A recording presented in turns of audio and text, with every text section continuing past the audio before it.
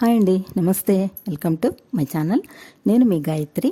ఈరోజు రెసిపీలో సర్వరోగ నివారిణి, ఆరోగ్యదాయిని, extraordinary health benefits ఇచ్చే మునగాకు పొడి చేసి చూపిస్తానండి.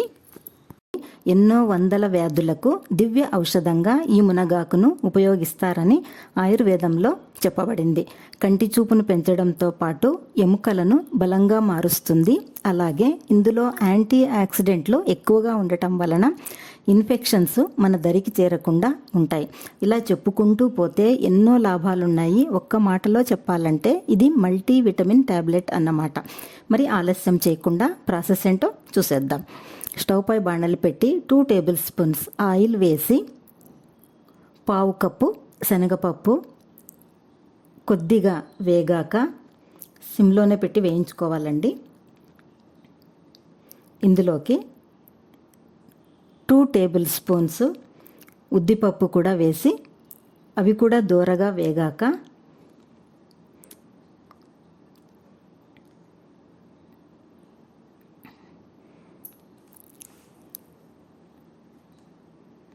హాఫ్ కప్పు ధనియాలు మంచి వాసన వచ్చేంత వరకు వేయించుకోవాలి.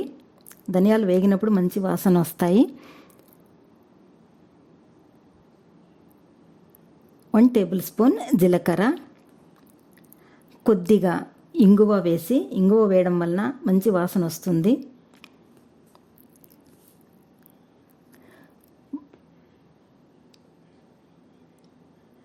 బాగా వేగాక ఒక బౌల్లోకి ట్రాన్స్ఫర్ చేసుకోవాలి.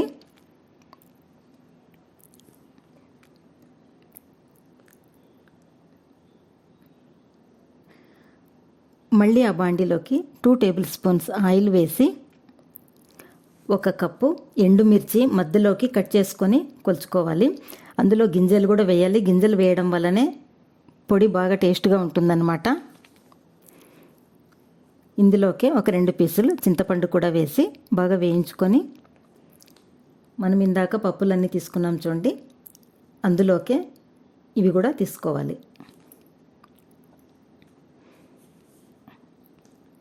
ఇప్పుడు బాండీలో 2 టేబుల్ స్పూన్స్ ఆయిల్ వేసి మనం కడిగి ఆరబెట్టుకున్న మునగాకును కూడా అందులోకి వేసి, నేను 1 కప్పు ఎండుమిరపకాయలు చూపించాను చూడండి, అదే కప్పుతో 4 కప్పుల మునగాకు తీసుకున్నాను.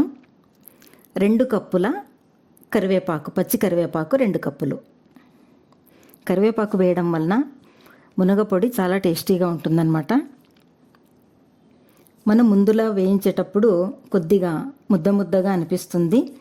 బాగా వేగాక క్రిస్పీగా అయిపోతుంది. లో ఫ్లేమ్లో పెట్టుకొని బాగా వేయించాలి. ఇప్పుడంతా ముద్దగా ఉంది చూడండి, బాగా వేగినట్టు గుర్తుగా క్రిస్పీగా ఉంటుంది. మనం ఇలా గరిటెతో ఇలా వేస్తే పొడి పొడిగా పడుతుందన్నమాట. అది బాగా వేగిపోయినట్టుగా గుర్తు. ఇప్పుడు స్టవ్ ఆఫ్ చేసి అది ఒక ప్లేట్లోకి తీసుకొని చల్లారనివ్వాలి. ఈలోపు మనం వేయించి పెట్టుకున్న ఎండుమిరపకాయలు, బేడలు అన్నిటిలోకి 1 టేబుల్ స్పూన్ సాల్ట్ వేసి మెత్తగా గ్రైండ్ చేసుకోండి. అందులోకే మునగాకు కూడా వేసి కోర్సుగా గ్రైండ్ చేసుకోండి. అంతేనండి, ఎంతో హెల్తీ టేస్టీ అయిన మునగాకు పొడి రెడీ అయిపోయింది.